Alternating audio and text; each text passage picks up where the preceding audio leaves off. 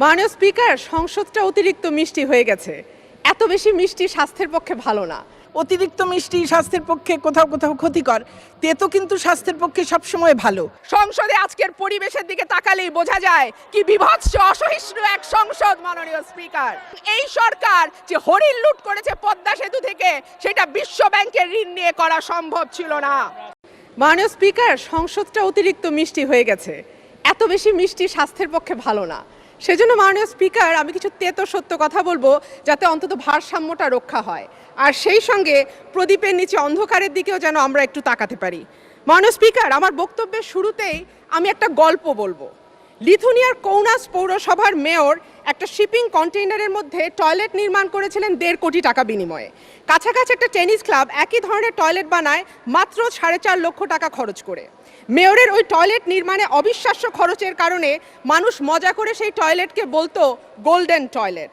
একই রকম কিংবা একটু বেশি দৈর্ঘ্যের অন্যান্য সেতুর সাথে পদ্মা সেতুর বর্তমান ব্যয় তুলনা করলে পদ্মা সেতুকে আমরা বলতেই পারি আমাদের গোল্ডেন ব্রিজ।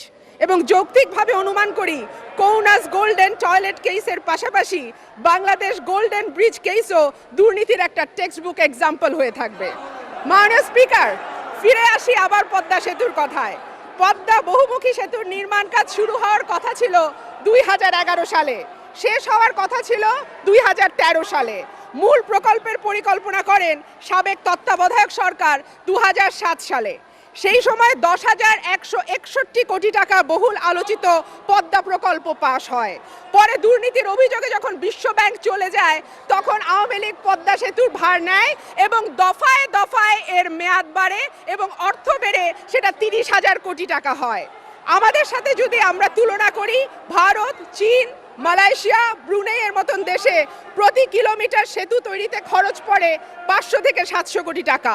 বণিক বার্তায় 2018 সালে প্রকাশিত এক সংবাদে দেখা যায়, বুয়েটের সাবেক অধ্যাপক শামসুল হকের মতে আমাদের মতন দেশে প্রতি কিলোমিটার শুধু সড়ক ব্যয় 500 কোটি আর রেল সেতু সহ 700 কোটি হতে পারে। তবে নদীর জটিল ভূ প্রকৃতি বিবেচনায় কোনো কোনো ক্ষেত্রে এটা দ্বিগুণও হতে পারে। অর্থাৎ রেল সেতু সহ সর্বোচ্চ 1400 কোটি টাকা পার কিলোমিটার হতে পারে। অথচ পদ্মা সেতুর নির্মাণ ব্যয় 5,000 কোটি টাকা পার কিলোমিটার। আমরা যদি ঘরের পাশে ভূপেন হাজারিকা সেতুর দিকে তাকাই, 9 কিলোমিটারের এই ভূপেন হাজারিকা সেতুর নির্মাণ ব্যয় 1100 কোটি রুপি। অর্থাৎ ভারতে একটা পদ্মা সেতুর নির্মাণ ব্যয় দিয়ে 30টা ভূপেন হাজারিকা সেতু নির্মাণ সম্ভব। আমরা যদি ভারতের কাচ্চি দরগা থেকে বিদুপুর পর্যন্ত গঙ্গা নদীর উপরে যে সেতু নির্মিত হচ্ছে 10 কিলোমিটারের 6 লেন বিশিষ্ট, সেই সেতুর খরচ হচ্ছে 3,000 কোটি টাকা। অর্থাৎ একটা পদ্মা সেতুর ব্যয়ে ভারতে 10টা সেতু নির্মাণ সম্ভব। লুটপাট আর কাকে বলে? মাননীয় স্পিকার, শুরুতে যখন পদ্মা সেতুর পরিকল্পনা নেওয়া হয় তখন রেল পরিকল্পনা ছিল না, কিন্তু পরে আওয়ামী লীগ এতে রেল যুক্ত করে এবং দাম বেড়ে হয় 39,246 কোটি টাকা। এর মধ্যে 21,036 কোটি টাকা ঋণ দিচ্ছে এক্সিম ব্যাংক অফ চায়না, বাকিটা দেশের টাকা। পদ্মা সেতু রেল সংযোগ প্রকল্পের অন্যতম লক্ষ্য ধরা হয়েছিল পায়রা গভীর সমুদ্র বন্দরের সঙ্গে সংযোগ, কিন্তু সরকার বহু টাকা নয়-ছয় করার পরে, নষ্ট করার পরে পায়রাকে আর গভীর সমুদ্র বন্দর করে নাই। সুতরাং আমাদের রেল কন্টেইনার পরিবহনের যে পরিকল্পনা নেওয়া হয়েছিল সেটিও এখন আর হচ্ছে না। বিদ্যমান পরিস্থিতিতে চট্টগ্রাম বিশ্ববিদ্যালয়ের অর্থনীতি বিভাগের সাবেক অধ্যাপক ডক্টর মইনুল ইসলাম সহ অন্যান্য বিশেষজ্ঞরা বলছেন পদ্মা সেতুর রেল সংযোগ প্রকল্প লাভজনক নয়। এটা থেকে যা আয় হবে সেই তুলনায় ঋণ পরিশোধ করতে হবে অনেক বেশি।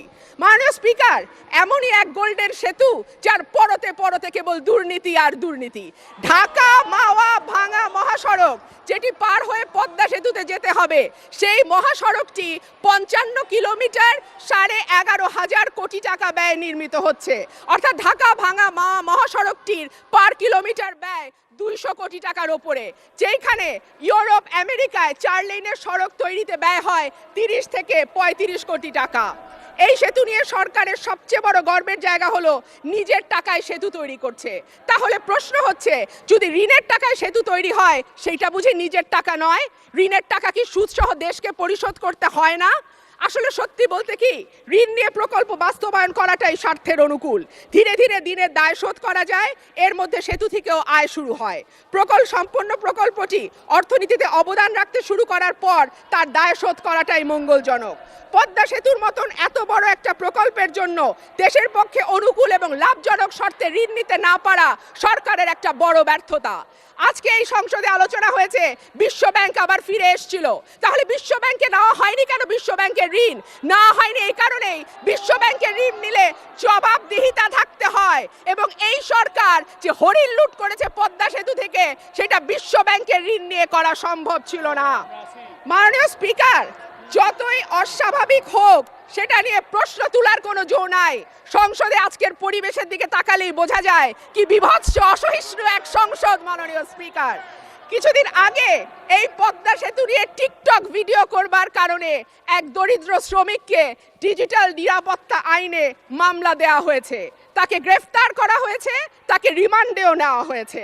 মাননীয় স্পিকার, এই দেশে মত প্রকাশের স্বাধীনতার কি অবস্থা এটা আমরা কম বেশি সবাই জানি।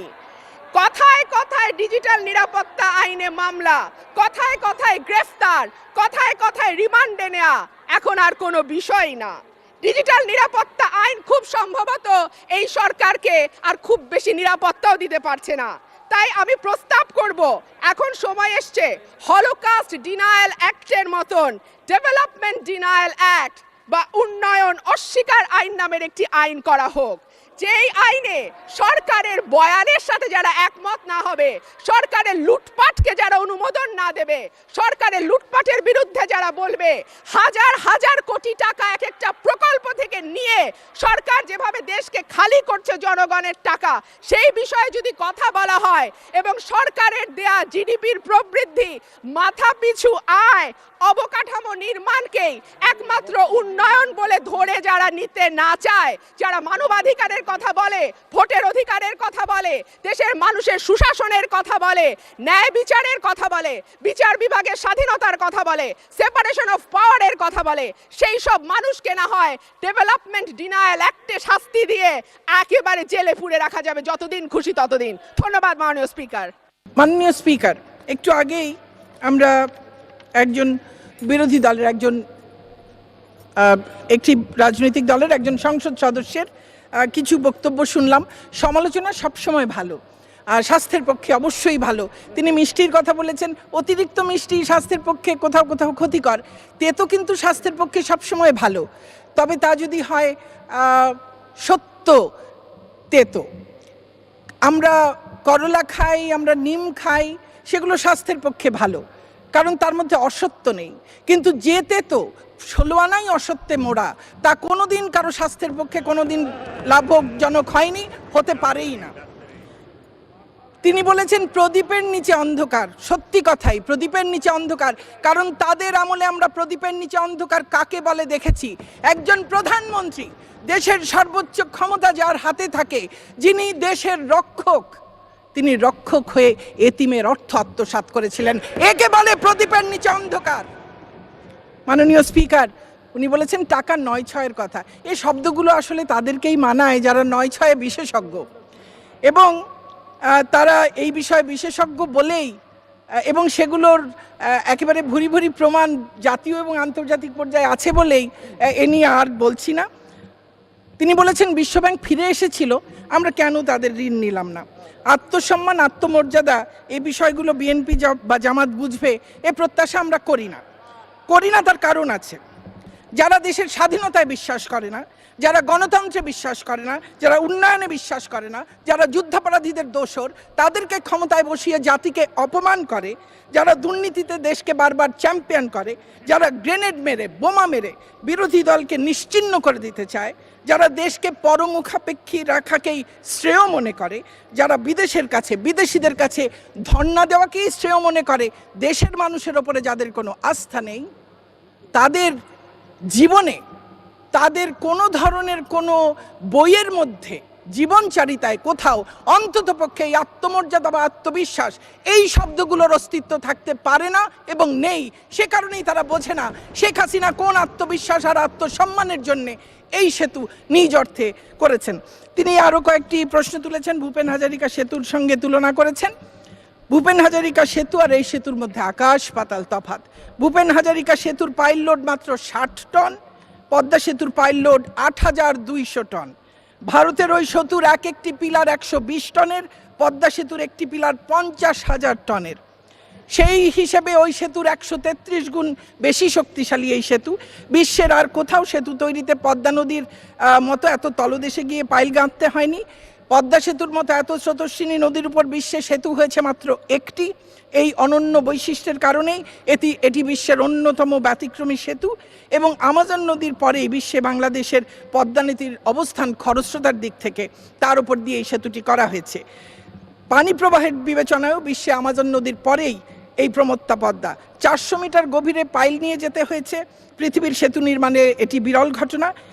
একটু আগেই বলেছি এক একটি পাইলের ওজন 8200 টন, এবং পাইল এত গভীরে যাচ্ছে যে ভেতরে এটি 40 তলা ভবনের সমান হবে। আমাকে 1 মিনিট দেবেন বা 30 সেকেন্ড বলুন।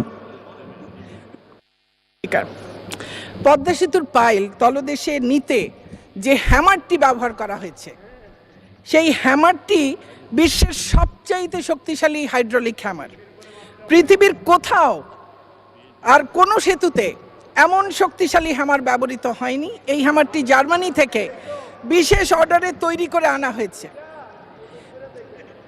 পদ্মা সেতুতে যে পাথরগুলো ব্যবহার করা হয়েছে তার এক একটির ওজন প্রায় 1 টন। বিশাল বড় ট্রাকে 15টি টুকরোই পাথর দিলেই সেই বড় ট্রাক ভর্তি হয়ে যায়। এই যে বিরাট যে কারখানা, সেই কারখানায় যেটি তৈরি হয়েছে, একদিকে সেতুর পদ্মা সেতুর পাইল এবং স্প্যানের যে বিশাল কারখানা, বিশাল এক কর্মযজ্ঞ। একদিন হয়তোবা তাদের একটু আগ্রহ থাকলে যদি দেখে আসতেন, তাহলে তারা নিজেরাই হয়তো তাদের ভুল বুঝতে পারতেন, কিন্তু তারা সেটাকেও মনে করেননি প্রয়োজন আছে বলে। যখন আমরা বলবো কোনো কিছু সম্পর্কে প্রশ্ন তুলতেই পারি, একটু জেনে শুনে করাই ভালো।